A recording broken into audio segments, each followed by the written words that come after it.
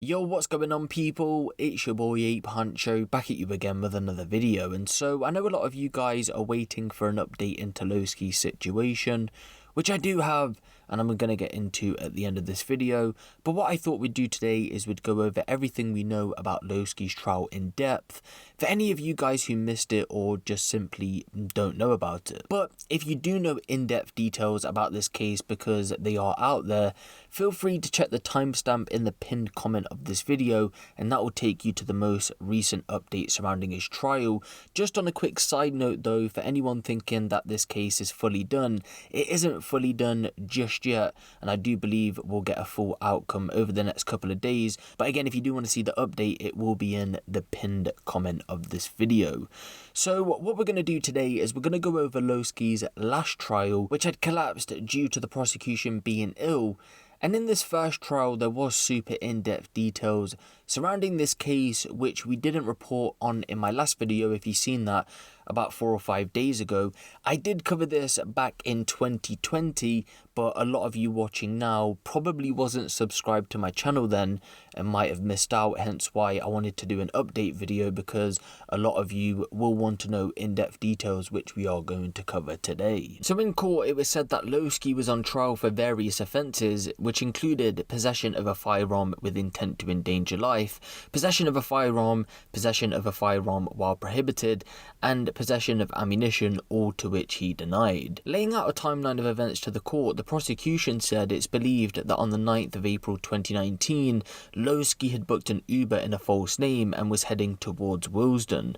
Police decided to stop the vehicle because Lowski had been wanted for questioning about the killing of his friend Latwan Griffiths, or as you guys will know him as SA. When police eventually pulled the vehicle over, they decided to search it and initially found nothing, but upon further inspection they found a small loaded revolver in a sock underneath the front passenger seat of the cab. The gun, described as a 4mm caliber Florent revolver, was said to have been able to kill even though it was so small, and the prosecution said it wasn't for shooting pigeons or foxes, rather it's to enable the possessor to endanger life as and when the occasion arises, or for someone else. He continued, "Why else would you possess a loaded firearm?" To back these claims up, it was told that Loski was a leading member of a South London gang known as the Harlem Spartans, who had been involved in violent disputes with rival gangs, that being 410 and the Angel Town gang, and I'm presuming they're referencing 150. The prosecution continued, "We suggest Mr. O'Connor, aka Lowski, is neither a stranger to firearms. He has a conviction for possessing a shotgun which was found under his bed in 2015, a single barrel shotgun. We suggest he continues to have an interest in firearms. We suggest he's a leading member of the Harlem Spartans gang, and the gun was for use in connection with a continuing gang dispute either by him or another member of the gang." Touching more on the Harlem Spartans, the prosecution said that most of the young men within the gang had grown up within the area, including Lowski. The prosecution said that Mr. O'Connor, aka Lowski, is held in high esteem not just because of his prowess in music. We suggest there's a duality of purpose. The videos that are put out can make a lot of money, but also goad and fuel feuds between these gangs. Lyrics often relate to serious incidents that have already taken place. His membership of the gang goes to motive. Going back to when Lowski had been arrested, he was taken to a Sutton police station where he was questioned about the gun, to which he made no comment. He was also asked if he was under duress and if he was a member of a gang, to which he also made no comment. 2 mobile phones were found on him when he was arrested, and the court was told that initially he refused to reveal the phone's PIN numbers. Then he revealed the wrong ones to police, but eventually the police found a way to download the information from the handsets. Contents on the phone showed a video of someone loading and unloading an Uzi machine gun, and there was a picture of what the prosecution suggested was a handgun with a round of ammunition. There was also another photo which showed showed a gun, a knife and a meat cleaver. In court we also heard off Lowski though, and he had told the court that on the 8th of April, the day before he was arrested, he had arranged to meet a cannabis dealer he had contacted on Snapchat to purchase 14 grams of cannabis, and he said he had purchased the cannabis from this dealer, known as D, more than 10 times previously. He claims that once he got into the car with D at a pre-arranged meeting place in northwest London, things went left and he believed that he was being kidnapped.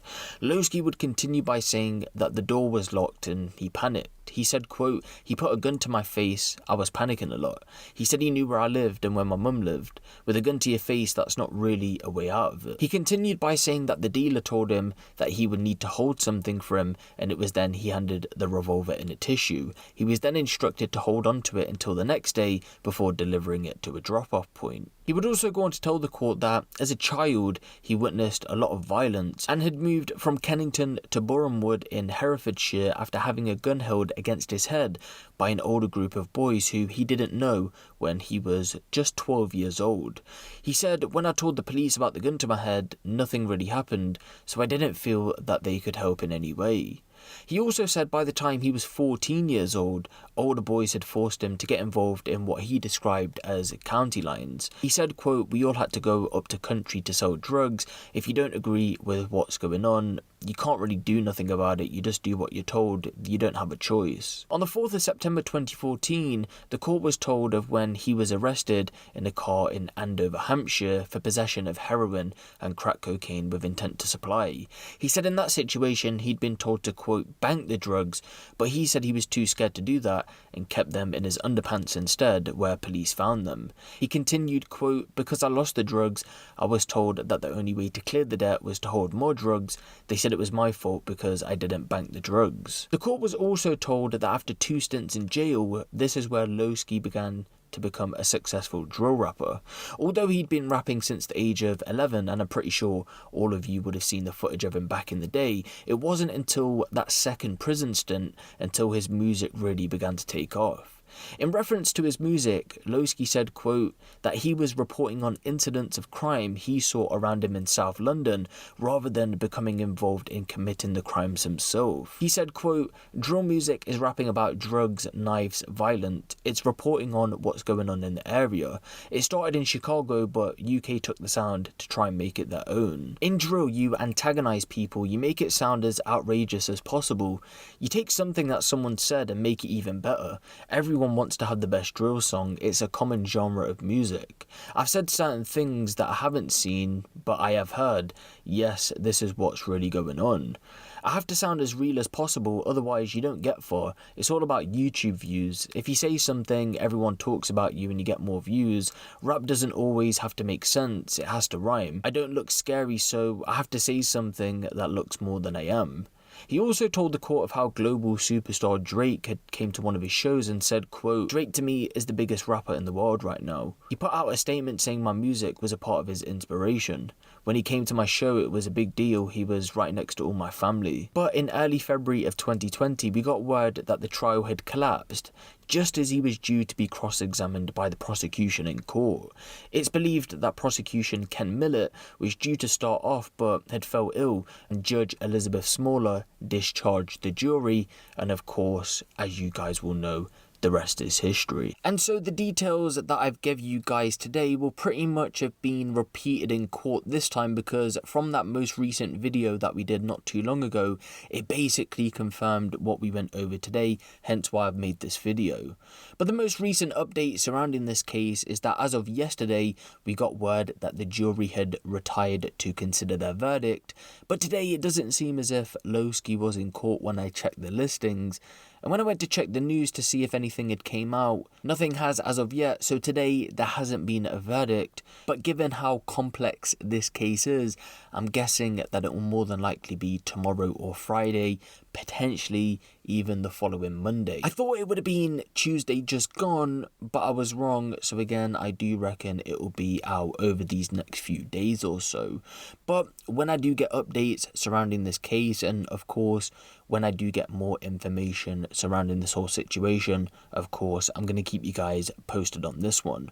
But yeah, let me know what you guys think of this down in the comment section below. Give the video a little like, and if you want the latest drill, street and music news out of the UK, be sure to hit the subscribe button and the notification bell. It's been your boy Huncho, and I'm out.